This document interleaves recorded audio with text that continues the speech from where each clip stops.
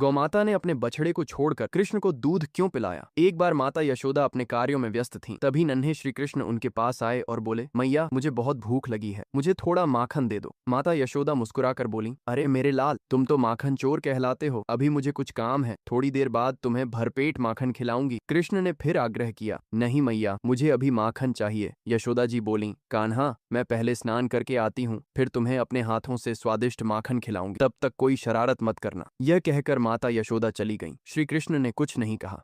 थोड़ी देर बाद उन्होंने सोचा कि स्वयं ही माखन ढूंढ लें। वे घर में रखे माखन के मटकों के पास गए, परंतु उस दिन उन्हें कहीं भी माखन नहीं। माखन न मिलने पर नन्हे कान्हा उदास हो गए। वे घर से निकलकर गौशाला पहुंचे और गायों के बीच बैठकर रोने लगे। उसी समय दो छोटे बछड़े उनके पास आए। वे कान्हा के साथ खेलने की जिद करने लगे। श्री कृष्ण भी उनके साथ खेलने लगे। खेलते खेलते बछड़ों को भूख लग गई और वे अपनी अपनी माताओं का दूध पीने लगे। यह देखकर श्री कृष्ण के मन में भी दूध पीने की इच्छा जाग उठी। वे अपने छोटे छोटे हाथों और घुटनों के बल चलते हुए एक गाय के पास पहुंचे और प्रेम पूर्वक उसका दूध पीने लगे। यह दृश्य देखकर उस गौमाता की आंखों से प्रेमाश्रु बहने लगे। वह अपने बछड़े को छोड़कर श्री कृष्ण को स्नेहपूर्वक चाटने लगी। कुछ समय बाद दोनों बछड़े अपनी माताओं का दूध पीकर आराम से सो गए। नन्हे कान्हा भी गौमाता के पेट के पास अपना सिर रखकर सो गए। वातावरण अत्यंत शांत और प्रेममय हो गया। कुछ देर बाद जब श्री कृष्ण की आंख खुली तो उन्होंने अपनी बांसुरी उठाई और मधुर स्वर में उसे बजाने लगे। धुन सुनकर गोकुल की सभी गायें अपने अपने स्थानों से दौड़ी चली आईं और श्री कृष्ण के चारों ओर प्रेम पूर्वक खड़ी हो गई। उधर माता यशोदा